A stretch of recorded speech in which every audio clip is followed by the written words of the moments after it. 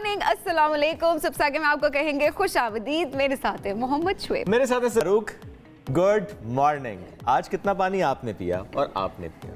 मैंने सुबह 1 गिलास पिया। ओके। अभी तो शुरुआत हुई है, बट पूरा दिन मैं पानी अच्छा खासा पीती हूँ। लेकिन जो कहते हैं कि सुबह उठ के आप पहले 2-3 गिलास पानी पिए, आप उस नहीं, पे मैं follow 2-3 नहीं गिलास करती? को नहीं करती। आपसे फिर उठा भी नहीं जा रहा होता। मुझे लगता है Okay. थोड़ा थोड़ा करके आप पानी की मिकदार को मतलब पूरा रखें। अच्छा, अदरवाइज चूंकि रोजाना हम बात करते हैं कि गर्मी का मौसम है, ऐसे में हम देख रहे होते हैं कि सड़कों पर यानी आप अपनी गाड़ी में आपने बॉटल रखी होती है, आप कहीं वॉक करने जा रहे हैं, किसी काम से जा रहे हैं, जब बाहर निकले हैं, शॉपिंग पे जा रहे हैं, तो आपने बॉटल साथ रखी होती है। बच्चों के लिए आपने स्पेशली बॉटल साथ रखी होती है।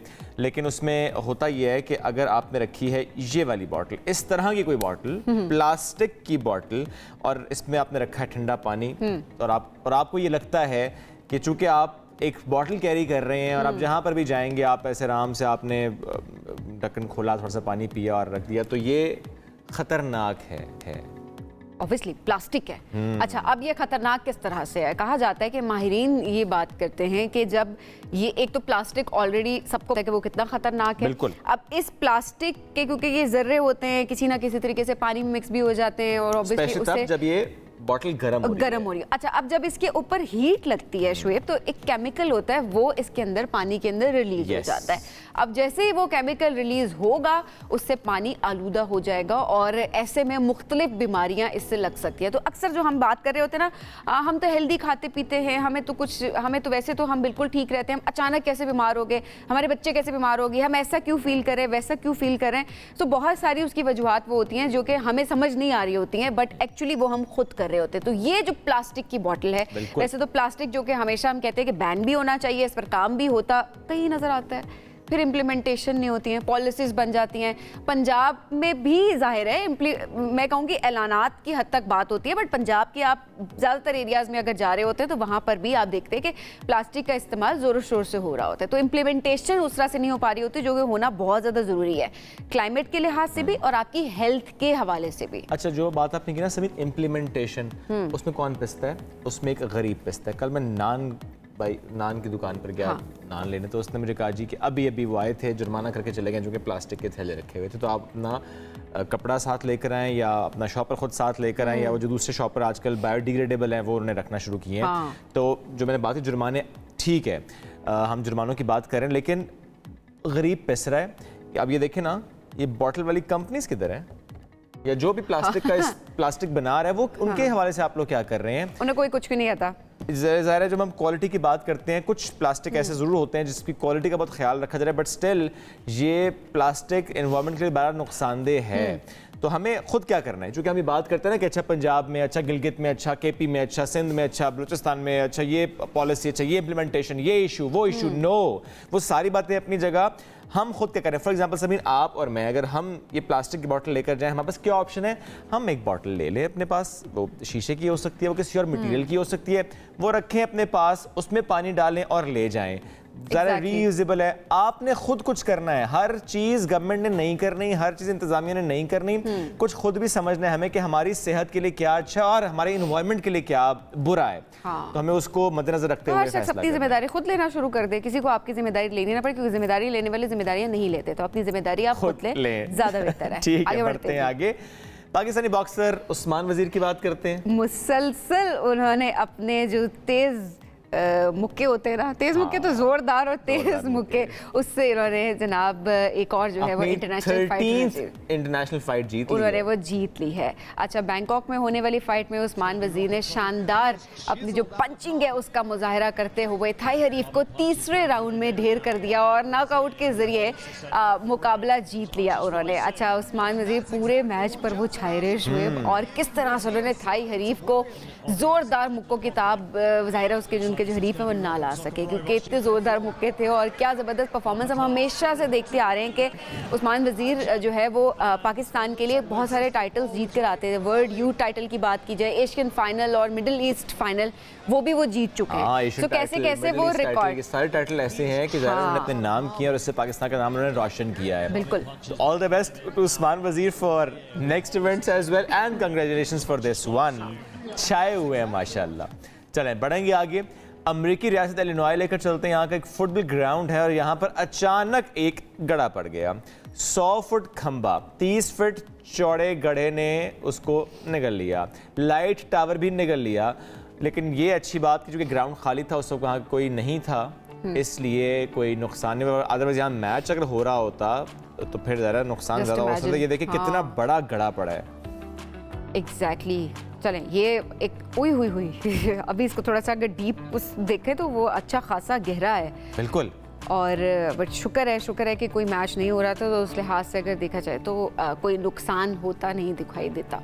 और फॉर श्योर चेक किया जा रहा होगा कि अच्छा ये क्या बनाते हुए कोई मसला हुआ या बाद में कुछ इशू हुआ। समटाइम्स होता है ना कि बनाते हुए नाकस मटेरियल, लेकिन क्या वहाँ पर भी ऐसा होता है? हर जगह होता है वैसे। अच्छा, ओके। हाईलाइट क्योंकि खबरें हम तक पहुँच रही होती है पाकिस्तान की, ऐसे ठेकेदार हर जगह पे होता है, कुछ ना कुछ जो है वो हो जाता है। गलती भी हो सकती है शोएब, गलती मतलब गलती का मार्जिन होता है हर जगह पे। हाँ, हादसा कहना समझ आता है, गलती हो जाती है कभी कभी। हाँ ठीक है, मान लेता हूँ। बढ़ते हैं आगे। पेरिस में कोविड-19 के बाद अब ओलंपिक्स गेम्स की तैयारियां जारी हैं। 26 जुलाई को शुरू होने वाले मेगा इवेंट के लिए पेरिस शहर के कई तारीखी मकामात हैं जिनको वेन्यूज़ में तब्दील किया जा रहा है। अच्छा, आईफल टावर के अहाते में भी हो रहा है, आई गेस वॉलीबॉल का मैच वहाँ पर होना है, और जो वहाँ पर रिवर है उसके बिल्कुल साथ एथलीट्स जो हैं वो इफ्तिताही तकरीब में परेड करेंगे। तरासीन यहाँ पर तैराकी इवेंट्स का भी इनेकाद किया जाएगा। ओलंपिक गेम्स के लिए फ्रांस भर में बहुत जोशो खरोश पाया जाता है और इसमें दुनिया भर से हज़ारों एथलीट्स शिरकत करेंगे और लाखों शायकीन पेरिस का रुख करेंगे। तो मैं शायकीन के तौर पर जा सकता हूँ? प्लीज़ आप जा सकते हैं, मतलब आपके अब ऑब्वियसली पैसे चाहिए होंगे, वो आपके पास होंगे ऑब्वियसली। आप माशाल्लाह से अमीर तरीन इंसान हैं। अमीर तरीन तो आपने ऐसे कहा जैसे मेरे यहाँ शुगर मिले हैं। नहीं, अंबानी साहब से आपकी दोस्ती है वैसे भी करीबी, तो आप मतलब जा सकते हैं, इसमें ऐसी क्या बात है? ठीक, वो उस पर कोई इशू की बात नहीं है। लेकिन लोग क्यों जाना चाहते? लोग इसलिए जाना चाहते हैं कि कोविड में हमने देखा था कि ये ओलंपिक्स गेम का सिलसिला भी किस तरह से वो होता, मतलब बंद हो गया था, पाबंदियां थी और एहतियात की जा रही थी। बट उसके बाद अब ज़ाहिर है कोविड के बाद पहली दफ़ा ये इनेकाद किया जा रहा है, तो लोग बहुत ज़्यादा एक्साइटेड भी हैं जैसे आपने बताया, और लोग जाना चाह रहे हैं शायकीन के तौर पर। इस पर हम बात करते हैं शो के बाद मीटिंग में। क्योंकि शायकीन की सिंगुलर क्या होती है? शायक, फैन। वो तो अंग्रेजी हुआ ना, बस ठीक है। फैन। चले आगे बढ़ते हैं जी। अमेरिका से खबर है जहां पर एक कोहे पैमा की खतरनाक स्टंट की वीडियो वायरल हुई है और इस वीडियो में खतरों के खिलाड़ी को पहाड़ से पूरी ताकत से बहने वाली आबशार के करीब रस्सी की मदद से उतरते देखा जा सकता है। सेफ्टी प्रोटोकॉल को मद्देनजर रखा गया सभी। वैसे जो स्टंट करते हैं कुछ ना कुछ सेफ्टी का होता होगा प्रोबेबली, जो मुझे लगता है। अभी भी जिस तरह आप देखें डेंजरस बहुत ज्यादा लग रहा है, बट वो रस्सी से बंधे हुए जो मुझे दिखाई दे रहा है, या मेरी नजर कमजोर होगी और मुझे सही से नजर नहीं आ रहा। उससे उतर रहे हैं आहिस्ता आहिस्ता, लेकिन ऑब्वियसली सेफ्टी जो है वो देखी जा रही होती है, स्टंट परफॉर्म किए जा रहे होते हैं। एक तो ये कि दे आर वेरी एक्सपीरियंस्ड और उस लिहाज से सेफ्टी को साथ मद्देनजर उसको रखा जा रहा होता है। But again it's very scary. आप पानी का दबाव देखें, शोर देखें, तो देख के इतना खौफ आ रहा है। उन्होंने बहरहाल ये स्टंट वहाँ पर किया है। उन्हें लगता है, उन्हें डर नहीं लग रहा किसी तरह का। जी आगे बढ़ जाते हैं। ये तो हमने स्टंट की बात कर ली। अच्छा नहीं, आप कुछ कहना चाहते हैं? डर गया कि जीत है? नहीं बोलना। ओके, आगे बढ़ जाते हैं। अच्छा, वर्ल्ड कप की बात करते हैं। भारत जो है वो तीसरी मर्तबा जो है वो पहुंच चुका है T20 वर्ल्ड कप के फाइनल में। सेमीफाइनल में दिफाई चैंपियन इंग्लैंड को उन्होंने 68 रन से शिकस्त दी और भारत ने पहले खेलते हुए 7 विकेटों के नुकसान पर 171 रन बनाए और हदफ के ताकुब में इंग्लैंड की पूरी टीम 103 रन पर आउट हो गई है। और इंग्लैंड के जो 7 खिलाड़ी हैं वो डबल फिगर में दाखिल नहीं हो सके हैं। तो भारत के अगर रोहित शर्मा की बात करें, उनकी 50, सूर्य कुमार यादव की 47 रन, और फाइनल में भारत का मुकाबला होना है कल जनूबी अफ्रीका से।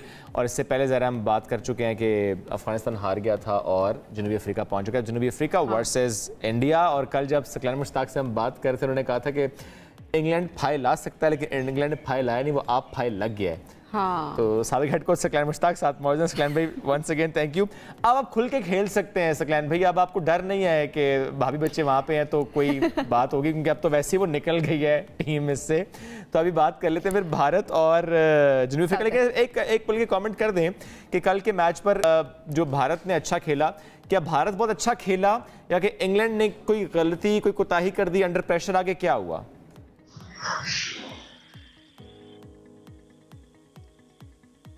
सकलैन भाई से दोबारा हम राब्ता करते हैं और ये बात करेंगे कि कल जो फाय लगाया है भारत ने। अच्छा, वैसे अगर देखा जाए तो अभी तक जो क्या कहते हैं उसको अनबीटेबल टीम, दोनों जो अनबीटेबल टीम्स हैं वो जो है हमने देखा है कि वो फाइनल में पहुंच चुकी हैं। ठीक है, साउथ अफ्रीका की बात की जाए और साथ में इंग्लैंड की भी बात की जाए। साउथ अफ्रीका फर्स्ट टाइम पहुंचा है तो जाहिर है उसके लिए बड़ी अचीवमेंट है फाइनल में पहुंचना। हाँ, एग्जैक्टली। इंडिया ज़रा थर्ड टाइम पहुंचा है। सकलैन भाई, कल का मैच एक कमेंट उस पर कीजिएगा कि इंडिया बहुत अच्छा खेला, बहुत एम्पावर्ड था, या कि आपको लगा कि नहीं इंग्लैंड की तरफ से बहुत गलतियां कोताहियां हुई हैं? जी, मेरा ख्याल है इंडिया तो खेल ही अच्छा रहा है।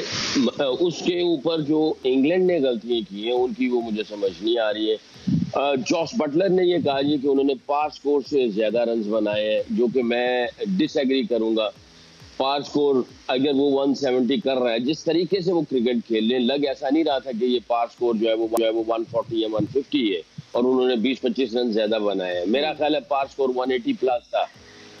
ये उनका माइंडसेट ही बता रहा है कि उनको पार स्कोर का भी पता नहीं था। जब देखें आप दूसरी बारी लेते हैं तो जिस बैटिंग ने जिस तरीके से बैटिंग की होती है आपको पता चल जाता है कि भाई इस पिच के ऊपर किस तरह की बैटिंग करनी चाहिए और आप उसको फॉलो करते हैं। आपको आपके टेलर मेड सिचुएशन बनी हुई है, जिस अंदाज से वो खेल के गए आप उसको देख लेते हैं। पिच का बिहेवियर आपको डबल जो है ना वो आपको इन्फॉर्मेशन मिल जाती है। एक तो आप खेलने से पहले कुछ आपकी असेसमेंट और कैलकुलेशंस होती हैं, जब कोई टीम खेल लेती है तब आपको डबल कंफर्मेशन मिल जाती है कि यहाँ पे किस तरीके से क्रिकेट खेली जाएगी। और आपके पास ये सारी इंफॉर्मेशन होने के बाद आप एंड में ये कहते हैं जी कि पार स्कोर से ज्यादा किया, तो इसका मतलब ये है कि आप अपने बॉलर्स को कह रहे हैं कि उन्होंने बॉलिंग अच्छी नहीं की और आप कह रहे हैं कि उनकी बैटिंग बहुत अच्छी हुई। ये सारी चीजें जो है ना मैं डाइजेस्ट नहीं कर पा रहा हूँ। मेरा ख्याल है उसको ये कहना चाहिए था भी हाँ, today India played well, out class कर गए, हम अपने प्लान्स को उस तरह एग्जीक्यूट नहीं कर पाए, बस ये इस तरह कह देते हैं। तो उसमें बहुत सारे सवाल छोड़ के चले गए।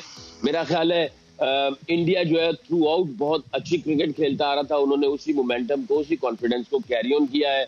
इंग्लैंड थोड़े हचकोले लेता हुआ खाता हुआ आगे आया और आके पिछले 2-4 मैचों में उन्होंने आउटस्टैंडिंग किस्म की परफॉर्मेंस की।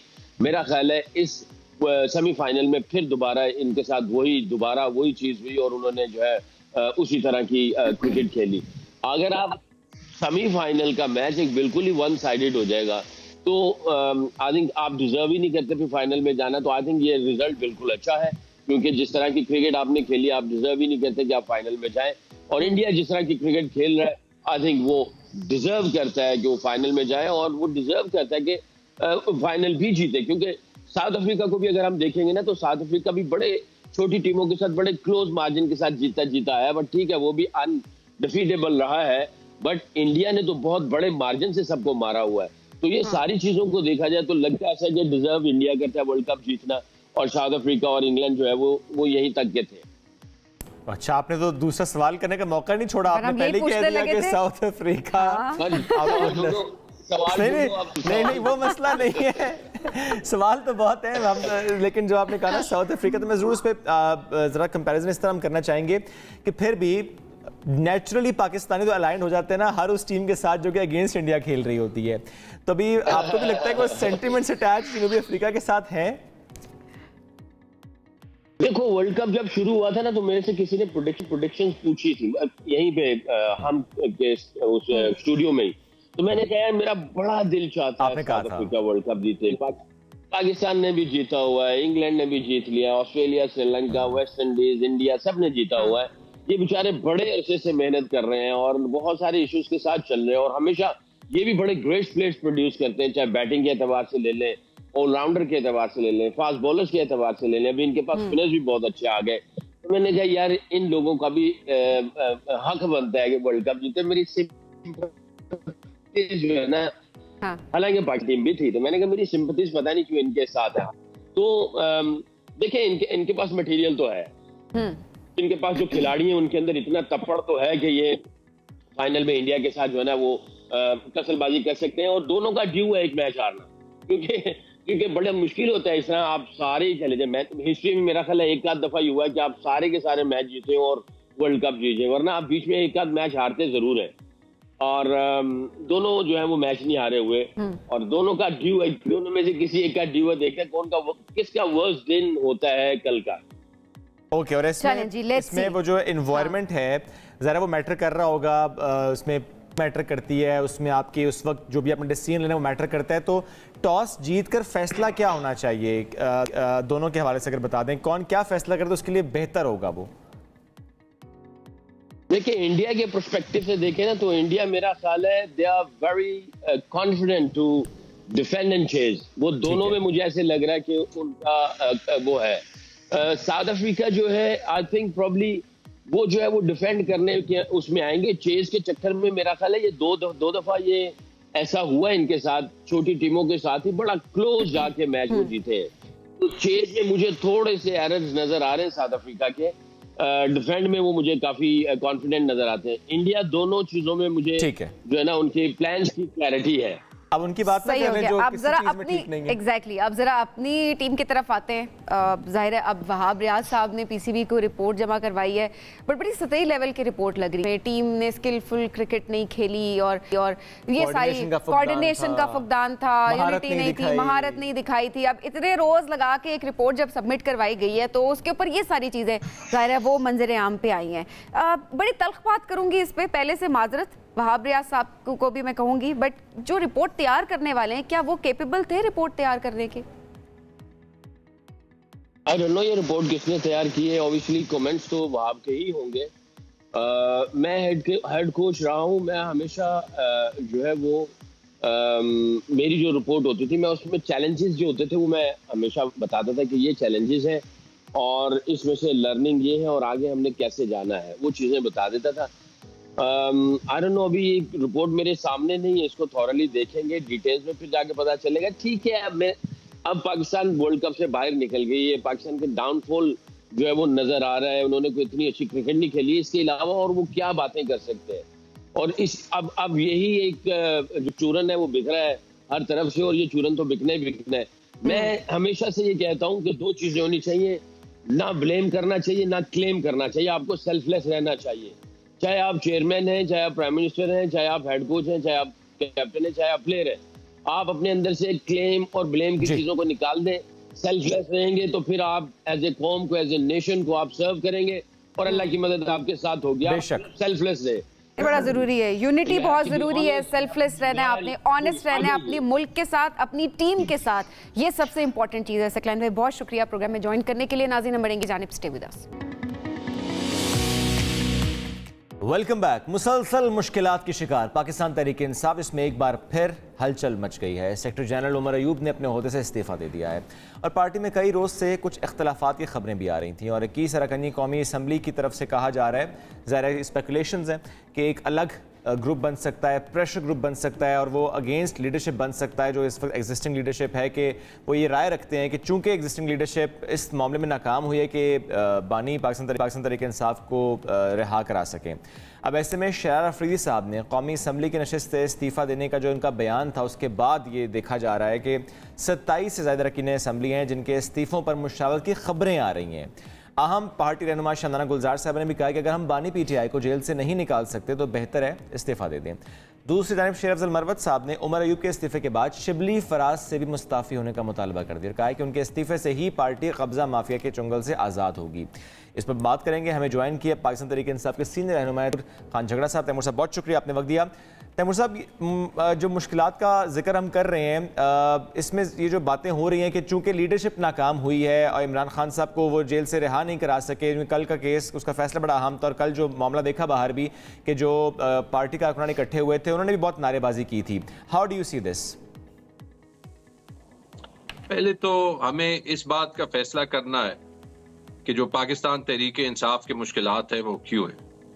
वो इसलिए है कि जो उनकी लीडरशिप बाहर है, जिन्होंने 1 साल मुश्किलात सहे, उनमें कोई कमी है और वो कमी हो सकती है, इंसान है, या इसलिए कि पूरी पार्टी इमरान खान से लेके सारी जो लीडरशिप है, सारे जो वर्कर्स हैं, सारे जो सपोर्टर्स हैं, वो पूरे एक ऐसे स्टेट से फिलहाल लड़ रहे हैं पॉलिटिकली जिसने डिसाइड किया है कि कानून और आईन नाम की कोई चीज नहीं है। और उसका सबूत ये है कि जो राना सनाउल्लाह ने कहा था कि फैसला जो भी आए हमने इमरान खान को जेल से बाहर नहीं जाने देना, तो ये बात क्लियर हो।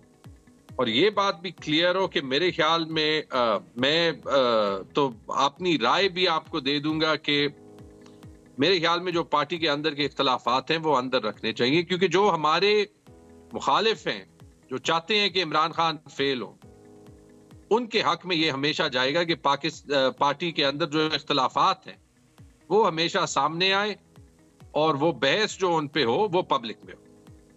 ये बात बड़ी मुनासिब है कि पार्टी के अंदर के जो मामलात हैं वो आपस में ही बैठकर आपको इंटरनल मामलात को डिस्कस कर लेना चाहिए, ना कि एक ही मीडिया पे आके बात करनी चाहिए।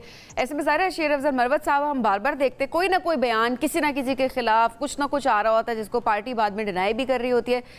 ऑन करते हुए हमने नहीं देखा। अब जिस तरह शिबली फराज साहब के हवाले से भी कहा उन्होंने कि उनको भी मुस्ताफ़ी हो जाना चाहिए। सो अब ये जो एक इख्तलाफात है ऑब्वियसली इंटरनल ज़रूर है। अब मैं इनको इंटरनल तो आई डोंट नो कहूँ ना कहूँ, क्योंकि अब ये मीडिया पे आ चुके हैं इख्तलाफात सारे।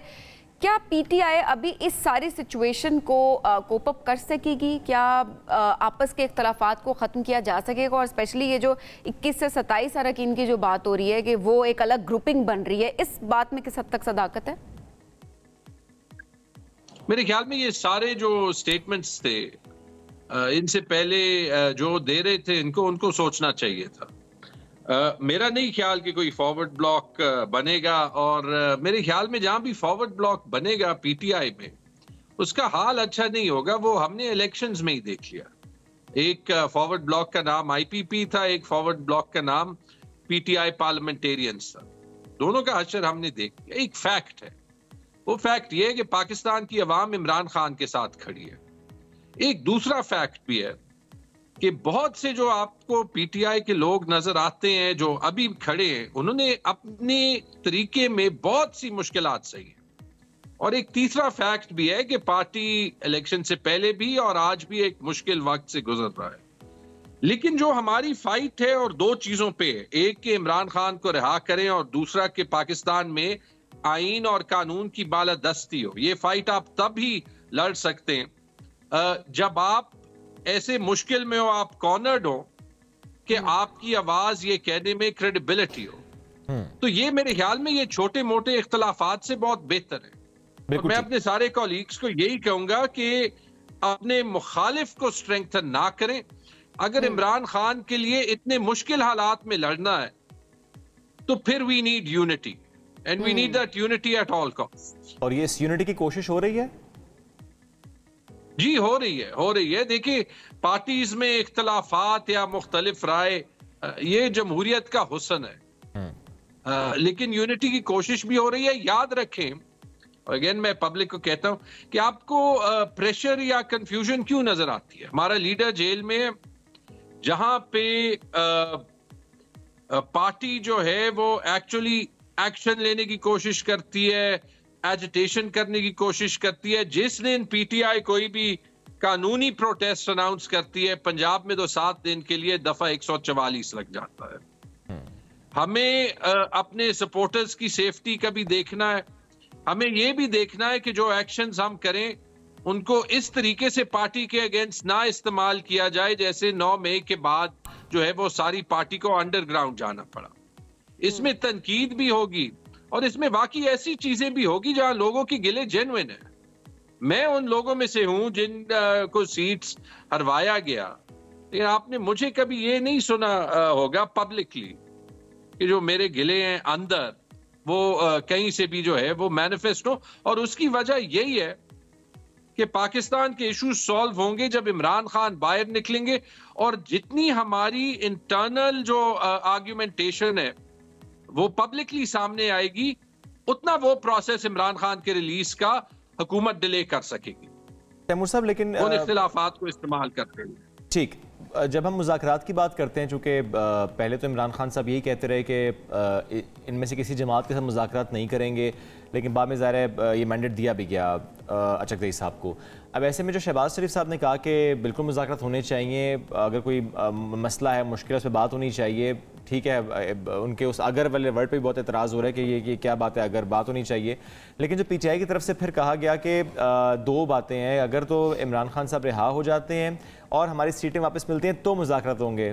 फिर तो मुज़ाकरात की बात ही ख़त्म हो गई। सर, मुज़ाकरात होने तो इन्हीं मामलात पे है, isn't it?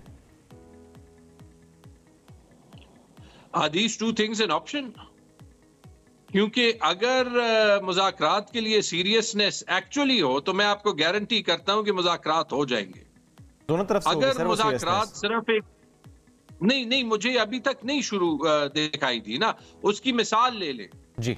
Islamabad high court के जो केसेस हैं, जब उनको एक्सपेडाइट करने लग गए इस्लामाबाद हाई कोर्ट, तो इलेक्शन कमीशन ने भी मुखालफत की और उन 3 MPAs ने जाके ये प्ली डाल दी कि जी हमारे केसेस का फैसला बहुत जल्दी हो रहा है। और इसी तरह अगर आप अभी भी जो सुप्रीम कोर्ट में हो रहा है वो देख लें, या जो राना सनाउल्लाह के बयानात देख लें, तो वो आपको जाहिर करता है कि हुकूमत को पता है कि कोई भी अगर क्रेडिबल मुज़ाकरात की जो प्रोसेस होगा, उसका नतीजा यही होगा कि इमरान खान को इंसाफ मिल जाएगा और ये जो हुकूमत का रिजल्ट है ये ओवरटर्न हो जाएगा। तो इसका मतलब इसमें कोई शक नहीं। ठीक है, अब तैमूर साहब आपकी बातों से भी ये लग रहा है, और फिर जाहिर है वो जो अगर वाली बात अभी शुएब ने की थी उससे भी लग रहा है कि मुज़ाकरात बस अपेरेंटली बात हो रही है, उधर से भी इधर से भी, एक्चुअली कोई भी इनिशिएट नहीं कर, अपनी पोजीशन से कोई नहीं हट रहा, ना आप लोग हट रहे हैं और ना ही हुकूमत हटती दिखाई दे रही है। हमारी पोजीशन सिंपल है, हमारी पोजीशन तो सिर्फ ये है कि कानून को इंप्लीमेंट होने दे। कल आपने सुप्रीम कोर्ट में देखा कि इलेक्शन कमीशन का वकील सिलेक्टेड जजेस के साथ बदतमीजी कर रहा है। कल आपने देखा कि वो मान रहा है कि वो इन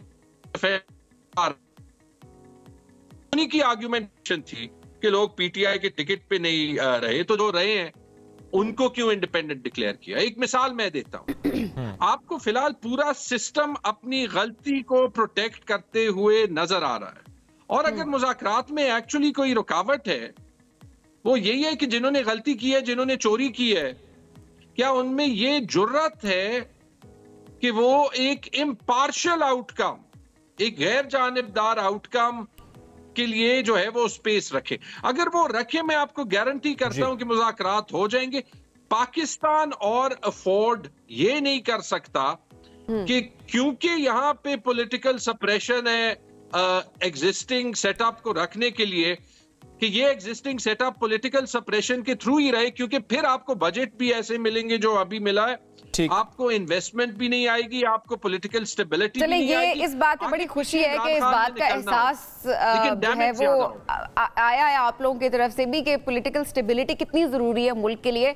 तमाम इख्तलाफात, कोई भी लीडर है उसको एक साइड पे रखा जाए और आपस में बात होनी चाहिए, और बात करके जो है मुल्क की मुफाद के बारे में आगे बढ़ना चाहिए सबको। अच्छा, अब ऐसे में जरा दोबारा से आते हैं सेक्रेटरी जनरल की पोजीशन। अब जाहिर है अब उसको कौन फिल करता हुआ आपको दिखाई दे रहा है? क्या अब कोई पंजाब से होगा?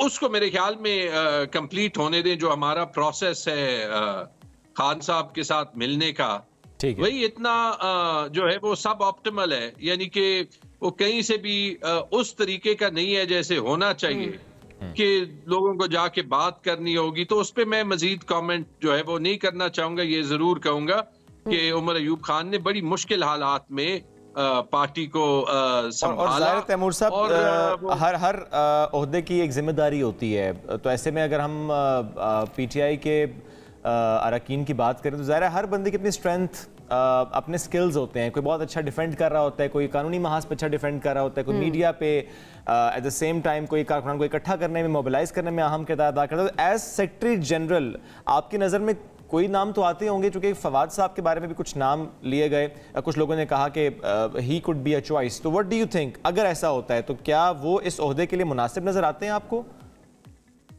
नहीं, मैं इस पे कमेंट ही नहीं करूंगा, क्योंकि मेरे ख्याल में ये एक इन प्रोसेस बात है। मेरी अभी उमर अयूब खान साहब से बात थी। आपकी जाती राय पूछिए। ऑब्वियसली प्रोसेस के बाद तो चीजें ज़ाहिर सामने आएंगी। आपकी जाती राय पूछिए इसमें कि आपको क्या लगता है। मैं अपनी जाती राय भी नहीं दूंगा। अच्छा तैमूर साहब, ये ठीक है, आपने कहा जाती राय भी नहीं देंगे। इससे पहले चूंकि हम बात मुज़ाकरात ही करते हैं, उस पर एक कमेंट मैं आपसे और लूंगा, चूंकि आपने कहा ना कि हुकूमत की ज़्यादा जिम्मेदारी है चीज़ों को बेहतर करने में। अब ऐसे में कल शाहिदा खान अब्बासी साहब से बात हुई, उन्होंने कहा कि जिस वक्त हमारी लीडरशिप पे मुश्किलात आती थी तो इमरान खान साहब उस वक्त कहते थे मैंने आज एक और विकेट गिरा दी, मैंने कल एक और विकेट गिरा दी, मैं ये कर दूंगा, मैंने ये कर दिया। बाद में खान साहब के का स्टैंड क्या था कि हमने नहीं किया, ये हमसे करवाया गया। तो ये मैंने पूरा जो एक बैकग्राउंड दिया इसलिए दिया कि इस वक्त जो हम कह रहे हैं कि अच्छा हुकूमत स्टेप ले, हुकूमत काम करे, हुकूमत बात करे, पहला कदम वो उठाए, क्या शहबाज शरीफ साहब कर सकते हैं? जी कर सकते।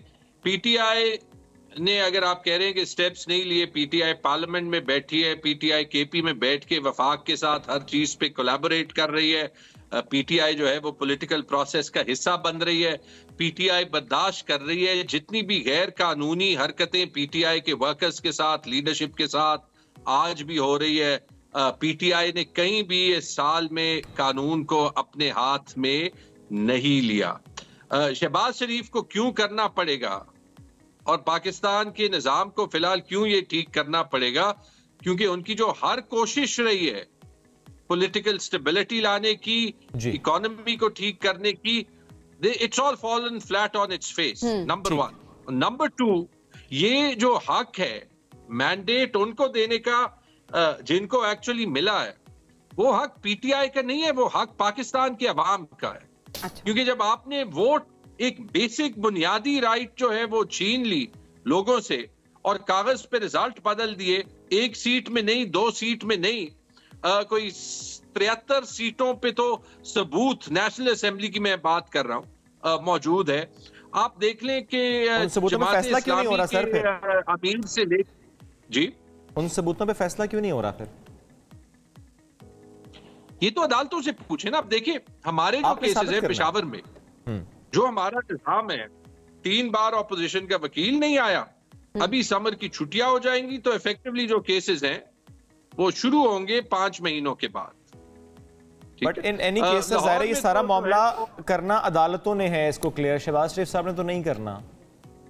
नहीं, इससे मैं डिसएग्री करता हूं, क्योंकि जैसे आपने देख लिया जहां अदालतें क्लियर करती है, बीच में इलेक्शन कमीशन आ जाता है, बीच में ऑर्डिनेंसेस आ जाते हैं, बीच में जो है वो हुकूमत के लोग जो कहते हैं कि हमें ट्रस्ट है प्रोसेस पे, वो जाके जजेस की तैनाती को चैलेंज करते हैं। तो हम ये नहीं कह सकते, ये वही उसी किस्म की गैस लाइटिंग हुई जहां पे आपने कहा कि ये पीटीआई का कसूर है कि जब इलेक्शन कमीशन ने सुप्रीम कोर्ट का डिसीजन मिसइंटरप्रेट कर दिया और पीटीआई ने उसको चैलेंज कर दिया और इलेक्शन कमीशन ने उस चैलेंज को नहीं माना और हाई कोर्ट ने उस चैलेंज को नहीं माना, और वहां पे जब हमारे पास 24 घंटे थे अपने कागज डालने के लिए, तो वहां पे जो भी जाता था तो अगर उसके कागज रिजेक्ट नहीं होते थे तो वहां पे पंजाब पुलिस आके उस पे हमला करके कागज छीन लेती थी कि वहां पे पीटीआई ने पता नहीं कहीं और क्यों अपील क्यों नहीं की। कहीं हमें हकीकत को भी देख लेते हैं। ठीक है झगड़ा साहब, बहुत शुक्रिया प्रोग्राम में ज्वाइन करने के लिए। नाज़रीन हम बढ़ेंगे एक ब्रेक के जानिब, stay with us. Welcome back. आप हमारे साथ मौजूद हैं बलूचिस्तान से ताल्लुक़ रखने वाली एक ज़बरदस्त व्लॉगर और सहाफ़ी अनीता जलील बलोच। अच्छा, अनीता ने बहुत ही कम अरसे में बहुत खूबसूरती से अपना व्लॉग स्टार्ट किया और उसके साथ सोशल मीडिया पर लोग उनको बहुत ज़्यादा पसंद करते हैं। अच्छा, अब ये बात हुई ना शोएब, व्लॉगिंग उन्होंने स्टार्ट की, अब ज़ाहिर है सहाफ़त के शोबे में आना और उसके बाद एक सपोर्ट सिस्टम और जिस तरह से एक ऑर्गेनिक कॉन्टेंट उनका सोशल मीडिया पर आ रहा होता है, लोग बहुत ज़्यादा अप्रिशिएट करते, कोई बनावट नहीं होती उसके अंदर किसी भी किस्म की, जो है वो है, और स्पेशली इश्यूज को हाईलाइट करना वो बड़े बखूबी वो निभा रही हैं इस जो है रिस्पॉन्सिबिलिटी को। सो अनीता जलील इस वक्त हमारे साथ मौजूद है। अनीता, बहुत शुक्रिया प्रोग्राम में ज्वाइन करने के लिए। अनीता, सबसे पहले तो बताइएगा कोयटा के मौसम के हवाले से, मौसम पर भी किसी तरह से कोई व्लॉगिंग कर रही हैं आप? हाँ, इसके मुतालिक तो काफी व्लॉग्स है मेरे। रिसेंट जितने व्लॉग्स आप देखेंगे सब में मैं रो रही हूँ गर्मी को लेकर। जबरदस्त। अनीता, थोड़ा सा गवादर से मुतालिक भी बताएं कि वहाँ के ज़रा इश्यूज़ बहुत ज़्यादा थे, कितने इश्यूज़ एड्रेस हुए, चूँकि ज़रा आप आवाज़ भी उठा रही हैं उनसे मुतालिक? मेरा बेसिकली यूट्यूब पे आने का मोटिव यही था कि मैं लोगों को बताऊं कि जितने प्रोजेक्ट्स पे काम चल रहा है, जितने काम स्टार्ट हो चुके हैं, जितने काम हो रहे हैं, उनकी अपडेट्स देती रहूं और लोगों का लाइफस्टाइल बताती रहूं कि यहाँ के लोग इस तरक्की से पहले या CPEC से पहले किस तरह रहते थे, क्या काम करते थे, उनकी लाइफ में कितना चेंज आया है। जहाँ तक बात है काम की, तो अभी बहुत से प्रोजेक्ट्स ऐसे हैं जो प्रोसेस चल रहा है, उनका कंप्लीट नहीं हुआ, बहुत सारे प्रोजेक्ट्स हैं और इसी वजह से अभी के लोगों में ना थोड़ा पेशेंस की भी कमी हो जाती है कि भाई इन्होंने इतने वादे किए, इतनी बातें किए, काम तो कुछ हो नहीं रहा। और इसके साथ साथ जो बेसिक नीड है ना ग्वादर के, जैसे कि आप अभी लाइट की बात कर ले, इलेक्ट्रिसिटी की, जी। वो काफी हद तक जो है, इसका भी गर्मियों के है तो ज्यादा इश्यूज है। पानी का, हालांकि ग्वादर 3 तरफ से समंदर में है, दरिया है, लेकिन ये पानी का इश्यू जो है ग्वादर में आज तक सॉल्व नहीं हुआ। ऐसे बहुत से बहुत बेसिक से इश्यूज हैं जिन पे अभी तक काम प्रॉपर नहीं किया गया। अच्छा अनीता, एक चीज मुझे बड़ी अच्छी लगती है कि आप अपनी वीडियोस में दिखा रही होती है कि आपके फादर जो है, आपके वालिद बहुत ज्यादा सपोर्टिव होते हैं। पहले आपने व्लॉगिंग स्टार्ट की थी या आपने सहाफत स्टार्ट की? थोड़ा अपने सफर के बारे में बताएं और किसने सबसे ज्यादा मोटिवेट किया? मैंने स्टार्ट किया था थिएटर से। मैं थिएटर करती थी ग्वादर में, और तब मैं मकरान की पहली थिएटर आर्टिस्ट भी थी, क्योंकि मुझसे पहले कोई फीमेल नहीं थी इस फील्ड में। मोस्टली जितने काम मैंने ग्वादर में किए वो सारे पहले ही हुए हैं। तो थिएटर करती थी, फिर मैंने शॉर्ट फिल्म्स और फीचर फिल्म में, बलूची फिल्मों में काम किया। उसके बाद थोड़ा मेरा होस्टिंग की तरफ इंटरेस्ट आया। ग्वादर में जितने मेजर इवेंट्स होते हैं, जितने पीएम की जो इवेंट्स हैं, मैंने काफ़ी होस्ट किए। यहाँ पर सीएम आते हैं या कोई और चाइनीज़ डेलीगेशन आ गया, तो ग्वादर पोर्ट में मोस्टली जितने इवेंट्स होते हैं सारे मैं होस्ट करती हूँ। फिर मेरा इंटरेस्ट सहाफ़त में इस तरह आया कि मैं अपने व्लॉग्स तो बना रही थी, डेली लाइफ बता रही थी, ग्वादर के जो मामला थे वो बता रही थी, लेकिन मुझे लगा कि अगर मैं किसी चैनल के साथ कनेक्ट करूंगी तो उसका एक बहुत ही बेहतरीन इम्पैक्ट होगा, और वो आवाज़ शायद ज़्यादा आगे तक जा सके और ज़्यादा सोर्सेज हो हमारे पास। तो यहाँ पर एक लोकल डिजिटल मीडिया है जिसकी अच्छी खासी फॉलोइंग है लोकली, और हम वहाँ पर इसी तरह मैंने एक मॉर्निंग शो भी वहाँ पर किया था अपने जरा आपने काफी कुछ आपने ट्राई किया अनीता, और इसमें आपका एक यूट्यूब चैनल जो कि पहले आपने बनाया, वो फिर something happened to that channel, वो ख़त्म हो गया, आपको दोबारा बनाना पड़ा। अब ऐसे में इसको समझना, अच्छा थंबनेल, एसईओ, उसका टाइटल, तो ये जो एक चैलेंज रहा होगा आपके, इसके अलावा भी क्या चैलेंजेस थे जो इस सफ़र में आपको दरपेश थे? जी, जैसे कि मैंने बताया कि ग्वादर में रह के काम करना बहुत मुश्किल है, और अगर आप लड़की है तो और भी ज़्यादा आपको चीज़ें फेस करनी पड़ेंगी। तो स्टार्टिंग में जब मैंने चैनल बनाया था तो मुझे बड़ी धमकियाँ आती थी। अच्छा, हम जो है आपको मार देंगे, और इस तरह के बड़े मैसेजेस आते थे। तो शुरू में तो मैं थोड़ा डर जाती थी, लेकिन फिर मैंने कहा कि कौन कर सकता है भाई, ये तो हर कोई सोशल मीडिया यूज़ कर रहा है। तब बलूचिस्तान में कोई भी फीमेल यूट्यूब पर नहीं थी, तो मैं पहली थी, और मुझे फिर बाद में पता चला कि मैं तो पहली हूँ। तो फिर मुझे ना ऐसे धमकियाँ बड़ी सारी आई, तो फिर मैं अपने घर में डिस्कस नहीं करती थी कि जो है वो डर जाते हैं, फिर वो मुझे अलाउ नहीं करेंगे। एक तो मुझे 1 साल से ऊपर का टाइम लगा अपने अब्बू को कन्विंस करने में कि मैंने व्लॉगिंग करनी है।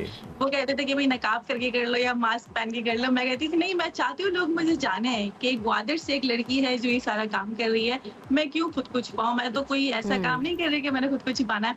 खैर मैंने अपनी पूरी टीम बनाई। बेसिकली जो मैं पहले लिपसिंग वीडियोस बनाया करती थी, शौक चूंकि हर इंसान को होता है जो सोशल मीडिया पे आता है। लिपसिंग वीडियोस बनाते बनाते जो है मेरे राब्ते हुए चिराग बलोच है, ये है, ये भी बलोच जो इन्फ्लुएंसर्स में है।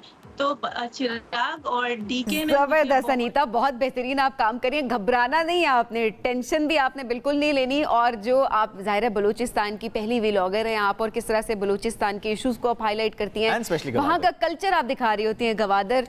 तो we are so proud of you, बहुत अच्छा काम करें, बहुत सारी दुआएं आपके साथ। बहुत शुक्रिया प्रोग्राम में हमें ज्वाइन करने के लिए। नाज़रीन, हम बनेंगे एक ब्रेक की जानिब, stay with us. Welcome back after the break. Summer camp की आज हम बात करेंगे। अच्छा, different type of summer camps होते हैं, जैसे कि हम नॉर्मली क्या बात कर रहे होते हैं, अच्छा बच्चे जा रहे हैं, कुछ स्विमिंग करने जा रहे होते हैं, हाँ, कुछ एक्टिविटीज आपने बच्चों को, गर्मियों को छुट्टी की बात करते हैं बेसिकली। गर्मियों की छुट्टियों में हर जो पेरेंट्स होते हैं उनकी ये कोशिश होती है, ख्वाहिश होती है कि बच्चों को प्रोडक्टिव एक्टिविटीज में इन्वॉल्व रखें हम किसी न किसी तरीके से।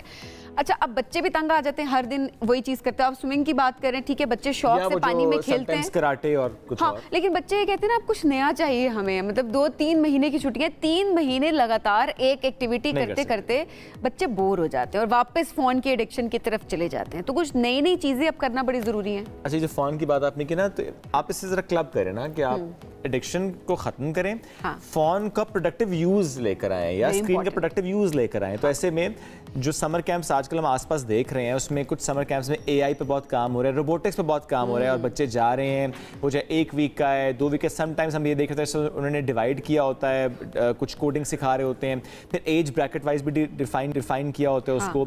तो आज एक ऐसे ही समर कैंप से मुतालिक हम बात करेंगे, जो समर कैंप चला रहे हैं उनसे भी बात करेंगे, और जिन्होंने समर कैंप को अटेंड किया था 2 साल पहले उनसे भी बात करेंगे। तो हमारे साथ coordinator for this summer camp Nadeem Yusuf साहब हैं, और 2 साल पहले जो समर कैंप अटेंड किया था स्टूडेंट है सना, अभी तो वो 9th में जा रही हैं, उस वक्त उन्होंने 6th क्लास मुकम्मल की थी, तो वो भी साथ मौजूद हैं। आप दोनों को वेलकम टू द शो। कैसे हैं आप लोग? वालेकुम अस्सलाम, thank you so much for having us. Great. Nadeem साहब, ये जो आइडिया समर कैंप का कि अच्छा समर कैंप्स होने चाहिए जैसे AI एंड रोबोटिक्स की बेसिक के साथ, कितना फ़ायदा नज़र आया आपको इसका? आप लोग कई सालों से चुके करा रहे हैं। Thank you so much. अच्छा, बेसिकली हमने ये हमारा समर कैंप 3rd ईयर में पहुंच चुका है। हमने 2 साल पहले इसको इनिशिएट किया था इंस्टीट्यूट ऑफ स्पेस टेक्नोलॉजी में in collaboration with IVN lab.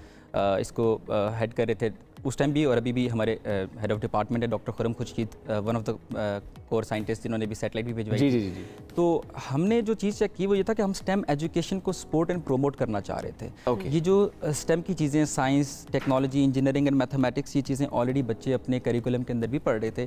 So what we did, हमें एक स्पार्क लगा कि जो समर कैंप है वो बेसिकली फन एक्टिविटीज़ में तो ज़रूर हैं, तो व्हाई नॉट स्टूडेंट्स को इस तरीके से इंगेज किया जाए इन यंग माइंड्स को जो कि फ्यूचर के लीडर्स हैं, कि इनको इंगेज भी रखें फन एक्टिविटीज़ के साथ, इनको हम वो स्किल सिखा दें, वो कटिंग एज टेक्नोलॉजी के साथ इनको इंट्रोड्यूस करवाते हैं कि इनमें वो स्पार्क और क्यूरियोसिटी प्रोड्यूस हो जाए। ठीक है, तो ये हमारा बेसिक मोटिव था और हमने इस चीज़ के थ्रू किया और हमें जो रिजल्ट्स मिलना स्टार्ट हुए, हमारे हर न्यू समर कैंप के अंदर हमारे जो रजिस्ट्रेशन है वो हम एक्सपेंड कर देते हैं। ठीक है, हम 30 to 40 स्टूडेंट्स एक्स्ट्रा ले रहे होते हैं बिकॉज हमारे पास रजिस्ट्रेशन इतनी आ रही होती हैं। प्रीवियस स्टूडेंट्स होते हैं, उनके हमें फीडबैक्स मिलते हैं और बहुत ही ज़्यादा जो highlight of this whole thing होती है ना, वही होती है कि जब आपके पास फर्स्ट डे बच्चे आते हैं, यू इंटरेक्ट विद देम।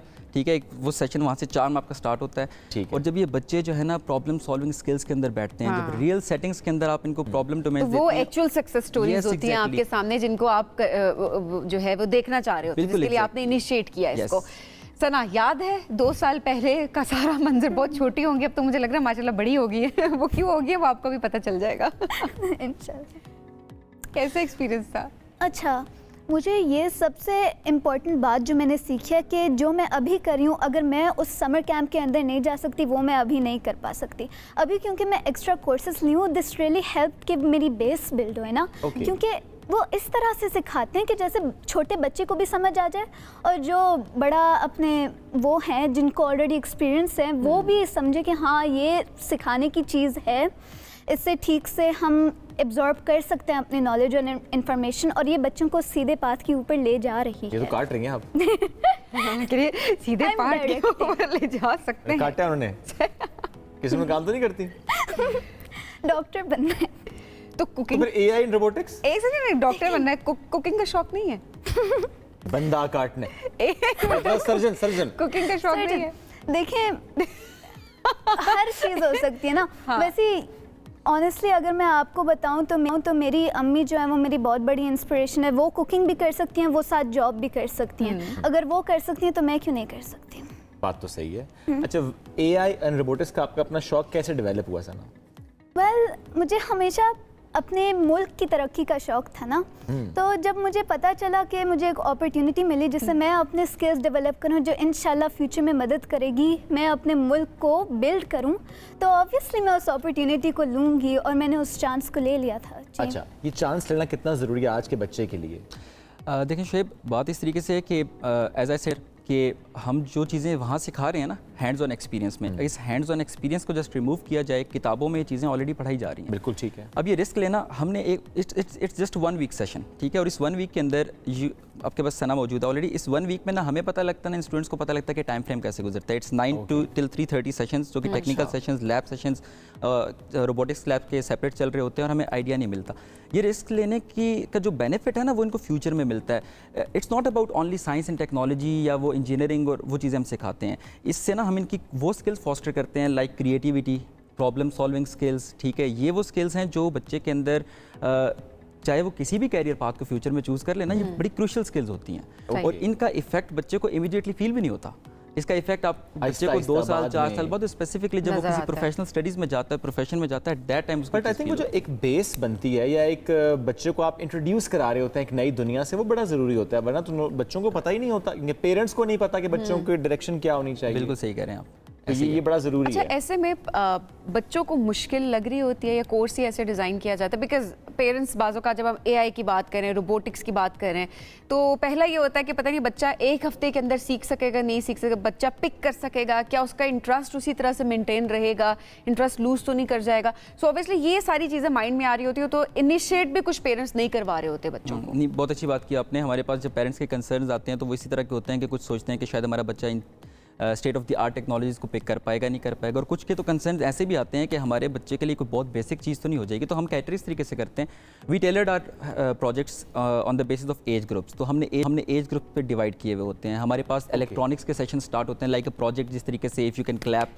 तो लाइट्स ऑन हो जाएंगी, आप क्लैप करें लाइट ऑफ हो जाएगी, बजर बजेगी। अब ये प्रोजेक्ट्स वो हैं जो हम बिगिनर्स को कराना स्टार्ट करते हैं। हमारे पास वो स्टूडेंट्स आ जाते हैं जो कि थोड़ा बहुत नॉलेज रखते हैं ऑलरेडी इन चीज़ों का, कोडिंग को ऑलरेडी की हुई होती है, तो उनको हम स्क्रैच प्रोग्रामिंग नहीं कराते ब्लॉक कोडिंग के साथ, उनको हम पाइथन्स की कोडिंग स्टार्ट करवाते हैं। पहला जो स्टेप है वो कोडिंग है जी। फर्स्ट स्टेप जो है ना, हम क्योंकि AI और रोबोटिक्स पैरेलल चलते हैं, तो स्टार्ट हम स्क्रैच प्रोग्रामिंग से करते हैं। उसके अंदर ना लॉजिक बिल्डिंग करते हैं बेसिकली। स्क्रैच कुछ स्कूलों में तो हम देखते हैं बच्चों को सिखाई भी जाती है, लेकिन कुछ स्कूलों में नहीं भी होती। तो क्या आप स्क्रैच भी सिखाते हैं? हम स्क्रैच जो हमारे समर कैंप है हम स्टार्टिंग ही स्क्रैच प्रोग्रामिंग से करते हैं। ओके जी, इसके अंदर हम लॉजिक बनाए, क्योंकि देखिए बच्चे जो होते हैं ना ये गेम्स के बहुत शौकीन होते हैं। तो हम पहला सेशन ही गेम से स्टार्ट करते हैं। अब तुम्हें स्क्रीन का शौक है ना, अब तुम्हारी स्क्रीन का शौक पूरा करते हैं। एग्जैक्टली ऐसे। तो हम उनको गेम्स खिलाते भी हैं और फिर हम उनसे गेम्स बनवाते हैं। वो अपनी मर्जी की गेम बनाते हैं। मिनिमम क्या होता है? हमारे पास सबसे छोटा बच्चा आपके समर कैंप में कौन सा आया? हमारे पास नॉर्मली हमने 8 till, क्योंकि हमने ना हम कुछ टेस्टिंग कर रहे हैं। प्रीवियसली हमने 7 till 14 लिए थे, फिर हमने इस बार 8 till 15 किया हुआ है, लेकिन ये अप्रॉक्सीमेट है। ठीक है, depend on the kids skill. जी जी जी, उस हिसाब से हम लोग थोड़ा बहुत एडजस्ट करते हैं इसको, बट 8 till 15 जो है ना वो एक ब्रैकेट सेट की हुई है, वो जरूरी है। सना से हम जरा ये पूछ रहे थे कि इस वक्त आपकी एज ग्रुप के जितने भी बच्चे हमें देख रहे हैं, समर वेकेशन से किन किन एक्टिविटीज को भी अवेल कर सकते हैं, क्या उनको स्टार्ट करना चाहिए? आई वुड से कि आप फिज़िकल एक्टिविटीज़ के साथ साथ इंटेलेक्चुअल एक्टिविटीज़ के ऊपर भी फोकस करें, क्योंकि कोविड पैंडेमिक की वजह से हम वैसे ही इतने स्ट्रेस्ड हो गए हैं, हम वैसे ही इतने मिसगाइडेड हो गए हैं, दोबारा मैं ये करूँ, इतने मिसगाइडेड हो गए हैं। अब हमें डायरेक्शन की ज़रूरत है, हमें डायरेक्शन ऐसे क्यों है? क्योंकि सीधा डायरेक्शन ऐसे भी हो सके, डायरेक्शन ऐसे क्यों है? सीधी डायरेक्शन में ना। अच्छा, एनीवेज, मुझे लगता है कि हमें सबसे फोकस जो करना चाहिए वो इस चीज़ के ऊपर करना चाहिए कि हमारी जो यूथ है, हम उनके दिमाग में क्या माइंडसेट पैदा करें। क्योंकि जिस चीज़ के ऊपर हम अभी फोकस करें, हम 10-20 साल आके देखेंगे उन्हीं चीज़ों के ऊपर डेवलपमेंट होगी। क्योंकि जब आप अपने बच्चों को कराते हैं, ये सिर्फ आपके बच्चे नहीं है, these are future citizens of Pakistan. बहुत प्यारी सोच, थैंक यू। ये at the end of the day ये खुद आपकी ही मदद करेंगे, they will give back to the society that raised them। तो इसलिए ज़्यादा इन्वेस्ट करने की ज़रूरत है, और वक्त की मुनासिबत से हालात को समझते हुए आपने इन्वेस्ट करना है इन अ राइट डायरेक्शन। वैसे आप एक्टिंग क्यों नहीं करती? एक्टिंग जो करते हैं उनके अंदर बहुत टैलेंट है, और वो टैलेंट मेरे अंदर मौजूद नहीं है। आपको क्या लगता है आप में टैलेंट क्या है? मुझे लगता है कि मेरे अंदर टैलेंट ये है कि जब मुझे लगता है कि मुझे कोई चीज़ नहीं आती, मैं उसके ऊपर गिव अप नहीं करती। हमेशा मैं समझती हूँ कि yes, I can do better than the me before, than the me who came before. और ये कैसे सोच आई आपके अंदर? I would say my parents are my biggest inspiration. बचपन से उन्होंने मुझे पाला है और उनकी ही सोच मेरे अंदर आई है। कभी उन्होंने इतनी का बहुत बोलती हो तुम? वो तो सब लोग कहते हैं, मेरे टीचर्स भी कहते हैं। टीचर्स भी कहते हैं। आप ज़्यादा सवाल करती हैं? हाँ, लेकिन ठीक सवाल करती हूँ जो ज़रूरत होती है। बताएं, समर कैंप में कितने सवाल करती थी ये? She is one of the bright student. हमारे पास जितने किड्स आते हैं वो साला बहुत ब्राइट होते हैं, क्योंकि और जब वो यहाँ से जा रहे होते हैं, टू बी वेरी ऑनेस्टली, हम जब लास्ट डे पे एक फ्रेंडली कंपटीशंस करवाते हैं, जितने भी उन्होंने रोबोट्स अपने बनाए होते हैं, आरसी कार्स होती हैं हमारे पास, रोबोटिक कार्स, वो इन्होंने डिज़ाइन की होती है, और हम रोबो रेस करवाते हैं, रोबो वॉर्स करवाते हैं, ठीक है, उसके अंदर कंपटीशन होते हैं। तो ये फ्रेंडली इन्वायरमेंट जब बनता है इसका, तो उसमें से कोई जीते या हारे, दैट डजंट मैटर। हमारे लिए बड़ा जो है ना वो एक अप्रिशिएटेबल मोमेंट होता है, जिस टाइम हम देखते हैं कि ये बच्चे जो है ना इन्होंने अपने हाथों से एक हफ्ते में बेसिक से लेके वो रोबोट का बन जाना और उसके हवाले से कंपटीशन भी करा देना, ये हो जाता है एक हफ्ते में? जी बिल्कुल। हमारे पास रोबोटिक किट्स अवेलेबल होती हैं, इनको हम स्टार्ट में इंट्रोडक्शन देते हैं रोबोटिक किट्स का, और 2-2, 4-4 बच्चों के ग्रुप्स होते हैं, हर ग्रुप के साथ एक मेंटोर होता है हमारा लैब्स के अंदर। वो इन बच्चों को प्रैक्टिकली सिखा रहा होता है, कुछ चीज़ों में हम गाइडेंस प्रोवाइड करते हैं। ऑब्वियसली बच्चे न्यू बिगिनर्स होते हैं तो खुद तो कर नहीं पाते, तो हम गाइडेंस देते हैं और ये उन चीज़ों को सीख रहे होते हैं। सबसे मज़े की चीज़ होती है कि जब इनके रोबोट्स बन जाते हैं, उनकी फाइनल एक डिज़ाइनिंग देने के लिए ना इन बच्चों को हम ये रोबोट्स घर के लिए देते हैं। हम कहते हैं आप लेके जाएं, अब कल आप इसको डिज़ाइन लेकर रोबो वॉर्स के आगे या उनके लिए अपने लोगोस लगा के उनको डिज़ाइनिंग करके लेके आते हैं, क्रिएटिविटी भी आ गई, क्रिएटिविटी आती है और एक टोटली लुक चेंज कर देते हैं। तो उस दिन हमें भी लास्ट डे में मज़ा आता है कि ये रोबोट्स वो नहीं थे जो हमने बिल्डअप किए हुए इनके साथ बैठ के। ग्रेट। अच्छा, लास्ट में ये देखें, कुछ तो स्कूल्स ऐसे हैं जहाँ पर हम देखते हैं रोबोटिक्स पे काम हो रहा है, एआई पे काम हो रहा है, बट ज़रा बहुत से स्कूल्स ऐसे हैं जहाँ पर हम देखते हैं इस पर काम नहीं हो रहा होता। तो स्पेशली वहाँ के बच्चों के लिए इन समर कैंप्स में जाना कितना ज़रूरी है? स्पेसिफिकली अगर ऐसी, क्योंकि हम जब करते हैं तो हम अपनी कम्युनिटी को एक्चुअली एक अपॉर्चुनिटी प्रोवाइड कर रहे हैं, ठीक है। It's not for a specific school या स्पेसिफिक कम्युनिटी, हम ओपन रखते हैं कि हमारे पास कोई भी आ सकता है और हमारा टारगेट होता है कि ऐसे ही बच्चे मोस्टली हमारे पास आएँ कि जिनको अभी तक इन चीज़ों की अवेयरनेस नहीं दी जाती। देखिए, हमारा पर्पज़ और हमारी जो मोटिवेशन या एम जो इस समर कैंप का है ना, वो एक ही है कि हम इनके अंदर एक लाइफ लॉन्ग इंटरेस्ट को स्पार्क कर दें। बस आगे उन्होंने खुद करना है, जैसे वो कर रही हैं। यस, टेक्नोलॉजी एंड इनोवेशन के लिए डाल दें बच्चों को। दी एंड ऑफ स्टोरी हम 1 वीक में एक स्पार्क इनके अंदर डालते हैं। स्पार्क आ गया। जिस तरह वो सना ने खुद कहा कि अगर वो ना करती उस वक्त समर कैंप, तो आज जो वो कोर्स ऑनलाइन करें वो ना कर रही होती। Sir, thank you so much for joining us today. Sana, बहुत शुक्रिया। इसी के साथ आज के प्रोग्राम से इतना ही। दोबारा मुलाकात मंडे को करेंगे। अल्लाह हाफिज़।